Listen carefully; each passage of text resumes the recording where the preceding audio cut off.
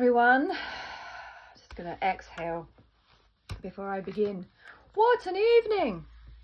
So last night I was woken up in the early hours of the morning, just before 3 o'clock, which is often a time when Spirit wakes people up to download messages.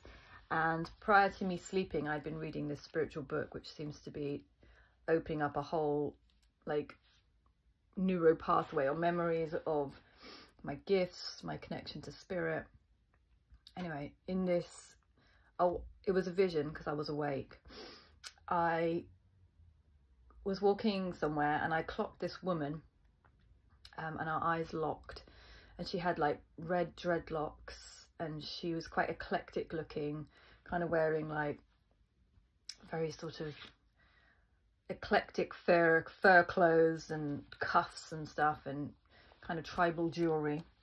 She had tattoos and things, and as I kind of like clocked eyes with her, I had this kind of knowing that she was me, but in a different realm or a different capacity or a part of my highest self. And we clocked eyes, and she was speaking to someone who was in front of her, so that person's back was to me, and she was speaking with her voice to this person. And without using a voice, she spoke to me telepathically. And she said, "You're ready for your next chapter or your next revealing of your gifts and the next capacity of who you are. And you know it." And I was like, yeah, I can't deny it. And her dreadlocks kind of turned into little snakes, and they were all speaking to little aspects of me.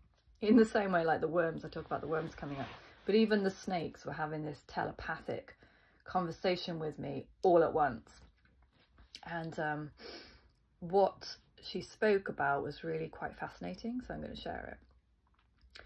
So initially, she said to me, the female energy or the feminine energy naturally attracts attention. It naturally attracts things to it.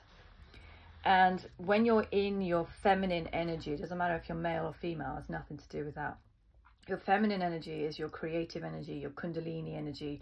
It's being in that dharma, or having your drishti, your focus on the things that you know are going to light you up, going to set you on fire. You're going to feel passionate about them, and you become almost magnetic to others that see you in that energy, and it attracts people to that energy because it is contagious energy, and it's how we're supposed to live. We're all supposed to be living in our drishti, or in our dharma, in our purpose.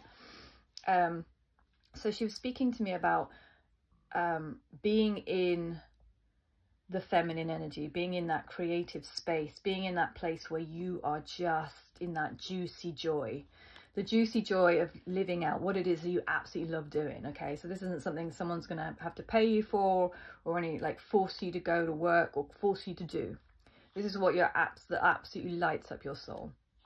And she was saying, like, in this energy, you naturally attract finances, resources, people, situations, experiences to you in this energy. Okay. In the world, we do things the other way around. In the world, we say, oh, I'm going to make some money in order for me to have enough money to do the thing that I'd like to do. And Spirit's like, no, we don't work that way in Spirit. We work the other way. You do what you want to do, and I will meet you. You know, you step out of the boat, you walk on water, and I will meet you. It's always a requirement that we start, that we believe, we put our faith in something, and we just believe that if this is me living my purpose, this is what I've been sent here to do, then I'm provided for. Everything is just going to work out. It's going to work out for the good. Then as I saw, Spirit was asking me then, like through this woman's telepathy, since, before I went on the music journey, before I joined BandLab, Spirit had come to me in a dream and said, I have to follow my own rainbow path. My path is very bright and colourful. It's full of twists and turns. It's very unique to me. And they asked me before I went into a new year, what do I want to take with me and what do I want to leave behind? I said a few things, and then they were like, really? And some of those things went, oh, okay, then perhaps I should leave those things behind, or those people behind, or those friendships behind. And I learnt the importance of having to let things go in order to follow your own dharma, your own purpose. And from that, I kind of stepped into music, whereas before I was predominantly on Instagram doing women's circles and various offerings and maybe talking. I didn't really do my music at all. But Spirit was pushing me in this direction of, now it's time, okay? It's now time to bring in the music, and it's now time to use your voice and sing. And then I came to Band Lab. And it was, you know, it was a beginning. I was a beginner. I was learning how to use it, how to use the app, how to interact with people. And as time has gone on, it has attracted a lot of attention. It has attracted a lot of friendships, and it's attracted a lot of conversations. And sometimes it can be a bit much. And sometimes it's got a bit much recently. And then so Spirit was saying to me, in order for you to stay in your purpose, and in order for you to stay in that fire, in order for you to continue attracting the things that you need, and attracting the resources and the energy and the time to do what it is that you love and what is your purpose, you must have a circle around you. And I saw this circle being drawn around me, which was a safe circle, a space where I was in my own energy. And outside of that, people would come. And then Spirit was saying, you will not only attract people that well, you're going to attract a lot of people because you're being your light, you're in your flame, you're in your dharma. But not all of the people that you attract are necessarily going to equip you or support you. And that's nothing to do with them. It's just they're not in alignment with what it is that you're doing. They're just, you know, that they're attracted to what it is that you're doing. They might want to be like you, or they might want to act like you, or they might want what you've got without being in their own dharma. Whatever it is, I saw that there was these very different energies that were attracted. Both were attracted, okay? And they came to the edge of this circle, and Spirit said, in this time, when you start attracting attention or conversations or friendships or whatever it might be, resources, opportunities, collabs, you have to have the gift of discernment to know what is edifying for you and what is going to drain the life out of you.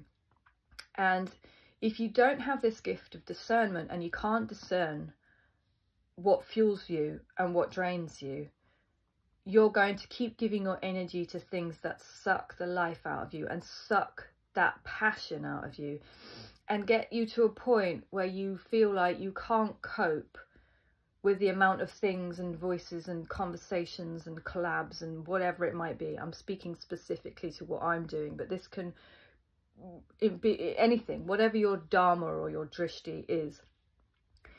If you're not careful with how you utilize your time and your energy and who you give that to, you will more than likely be drained of the passion and the drive and the reason why you went there in the first place, or the reason why you started that thing. So Spirit asked me to have extreme discernment and a black and white sort of mentality, and he asked me to look at like the faces, the sea of faces that I could see before me, and tune in and say, are they draining or are they fueling me in our conversations, in our interactions? And it was, I could tell you on every single one of them, every single face I knew. And then my brain kicked in going, oh, but I like that person, and I feel sorry for that person. And Spirit went, it doesn't matter, your brain overrides the heart. And it doesn't mean that that person's wrong or doesn't deserve your energy, but it's not right for you at this time to be giving that much energy or that much time or that much leeway, whatever it might be, to the type of people that literally drain you. It's not that they're even doing it intentionally. I don't think it's intentional. It's just the way it is. So there was this circle, and I had to have discernment on the edge of the circle as to who was, no one was allowed in my circle. My circle was my circle, but whoever came to the perimeters of the circle was either sucking the life out of my circle or fueling it. And the circle would get bigger with the support and the energy that fueled me, right? And then I looked at the lady, and she was morphing into a lion head, an angel, a dragon. Wings were coming out. She was literally changing her form all the time. And I was like, and she was telepathically talking to me, saying, and you know that you're me. And I was like, yes, what are you trying to show me here? And then someone tried to step into my circle, and I didn't even stop to think. I just turned into this lion and roared in their face, and the vibration just threw them backwards. And I was surprised by myself. I know that I have that in me, but it didn't even stop to think, oh, that person's trying to get in my circle, I should tell them to step. It just came like a firebolt out of me, and I just roared like this lion. And then Spirit said to me, if you don't have the opposite, the masculine, the protective energy, the structure, the boundaries, that's the masculine energy protecting the feminine energy. If you don't have that, you're a weak vessel, you're a weak structure, and you're going to let people come in. And there's the expression, don't let the foxes spoil the vines. If you're too kind, or like, oh, but that person needs me, or and you just let people walk in and trample on your flowers, there's going to be nothing left, and it's not going to grow, and it's not going to build. So you have to have that masculine energy as well, which came out to me like a fierce lion. And then Spirit showed me that's Lilith. You know, you have Eve, the submissive, the feminine, and then you've got Lilith, who's the sort of considered the darker aspect of Eve. She's the provocative one. She's the, I don't know, sultry. She's in tune with who she is, but she's dark, and she's a little bit, people are afraid of her. And if you don't have that aspect in you as well, then you're not protecting what is actually yours. You're not protecting your purpose. You're not protecting where you're supposed to be. And then there was this polarity that was in the masculine and the feminine within the circle, like a figure 8 that is within me and within you. And it had to be balanced. It had to be completely balanced, black and white, yin yang. This is the universal law. And when those two are working together, there was this natural universal law that meant things naturally multiplied. You don't even have to try when you're in that energy and you're balancing your feminine and your masculine, doing in your purpose, things naturally multiply. And I was taken to the story of the fish and the loaves, where it was handed to Jesus, and he multiplied. And he fed an entire crowd, and there was leftovers, because he was in this principle of his purpose of knowing that what I get, what is provided to me, naturally multiplies for the need or the purpose of where I'm at. So the amount of people that were at that gathering were not only fed, but there was leftovers. And that's how Spirit works. When you're working in unison with your purpose, your dharma, and you're working with these balance between masculine and feminine, or positive and negative, when you're balanced within yourself and you're refusing to just let things be imbalanced by people taking too much from you, or people, you know, coming in and trying to take what's yours when they haven't been put there. It's not their position. Yeah. And then it went on, and I was then taken to my tattoo that says "as above, so below." And this lady said, you have explored the universe, and you have explored realms in the universe, and you know this, like this multifaceted, interchanging lion, angel, dragons. You know that you can take on the energy of these realms because you've spent time there, and you're aware that you can be in these realms and you can take on the energy of those realms and you can bring it down to earth. But do you know that there are realms on this earth, as above, so below, that you haven't yet explored yet? And I was like, no. And then I saw these 8 realms open up in front of me. One of them had fairies, or the fae. One of them were dragonflies, so they were like flying dragons, but they were minute, but they were spirits. And then there was trees. These trees, oh, they had voices. Then there was under the water. There was these animals under the water, but like the whales, the way whales speak to each other, there was this communication.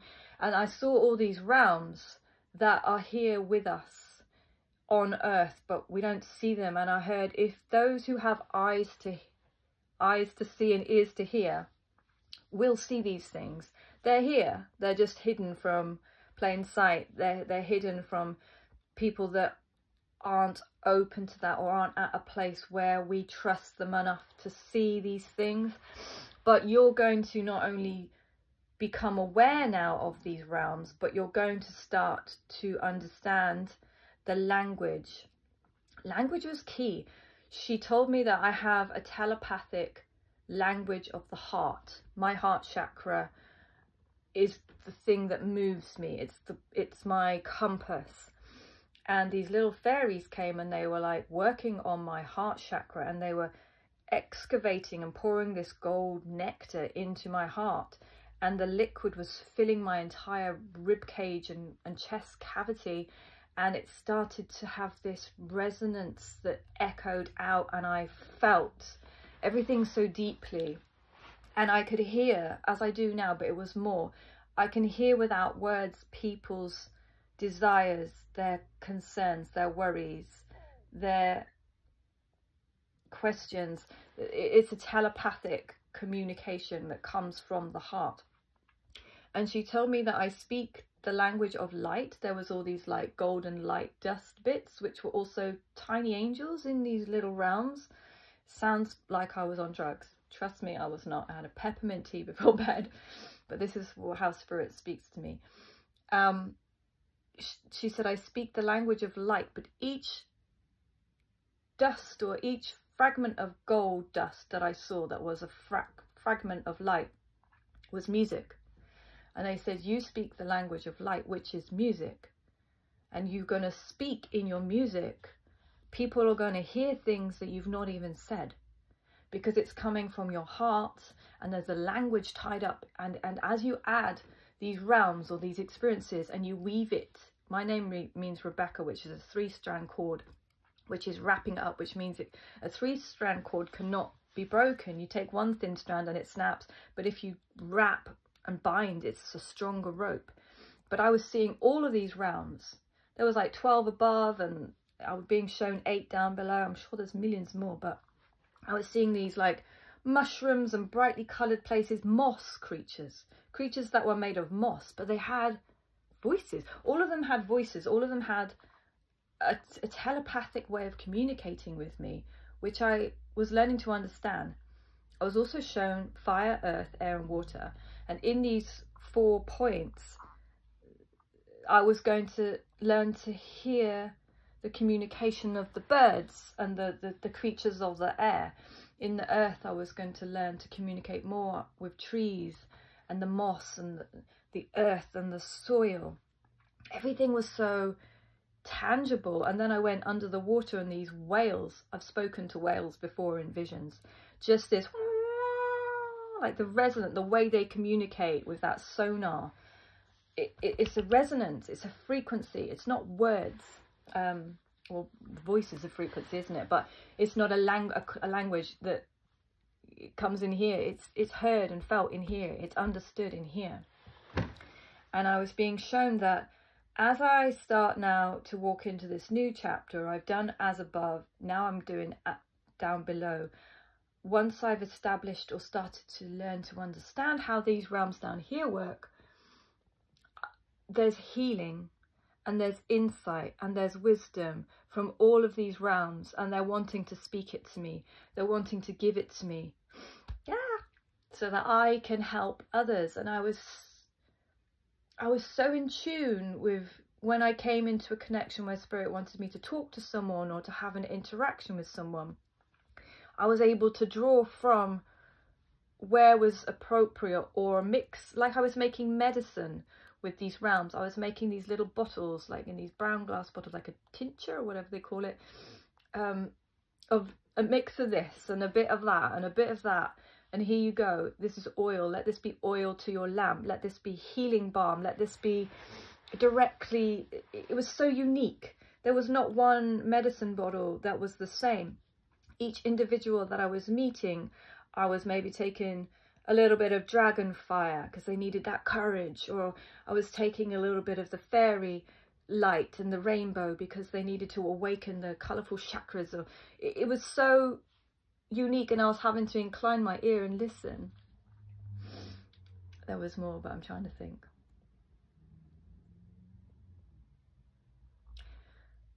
I think that's probably all I need to share, because when I do that, that's like Spirit going, dumb.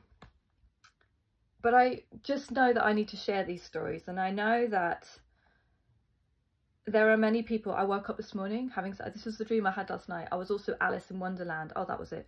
And there were these doors, and I was shrinking with this medicine to the small feyland, to the small realms.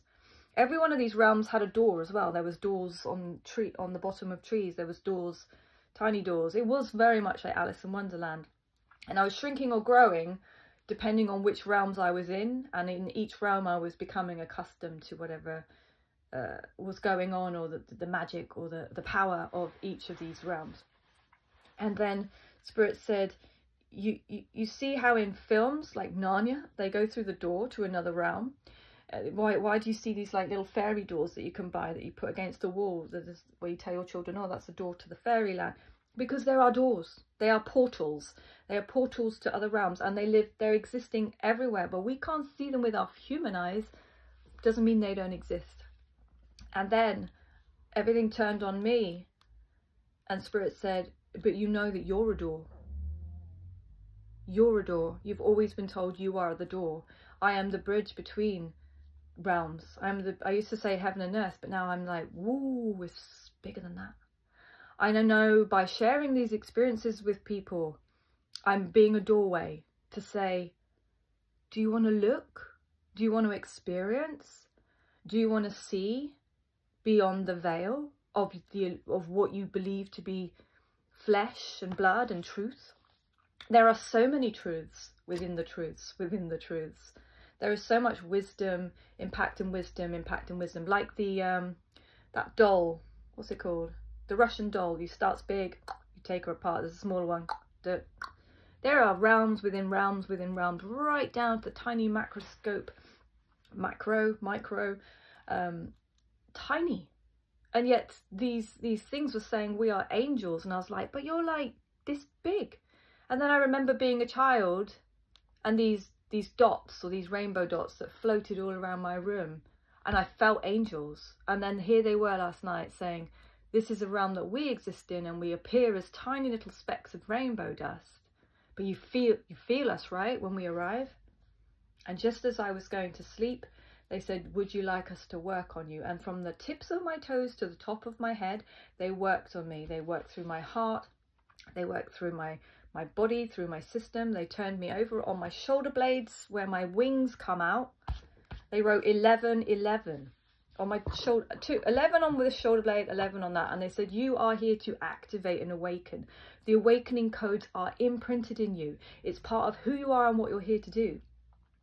When I first started awakening, I was seeing 11, 11. Now I see 2, 2, 2, 3, 3, 3, 5, 5, 5, all the numbers, like the synchronicities of the activation codes. These are activation codes. And they're on me, in my wings, in my DNA, in my weaved into my purpose, this vessel. There was more to it. There's a part that I'm almost reluctant to say, but I saw Jesus in the fire. This bit I don't quite understand. I saw Jesus in the fire, and people were trying to burn him. I was part of the fire too, and I was burning with him. And he was saying to me, once you're gone, they're going to try and annihilate me, meaning his spirit. And I I said, right, throw me out then into the water. And I was thrown out into the water all by myself in this complete solitude, because I knew that I had to stop myself from burning, and I was metal, and I was like rusty metal. And as I went into the water, all the steam came up, and I came up out of the sea as a puzzle piece. And I really believe that I'm a puzzle piece for the bigger picture, that my voice will be used to help others, and it can stay here.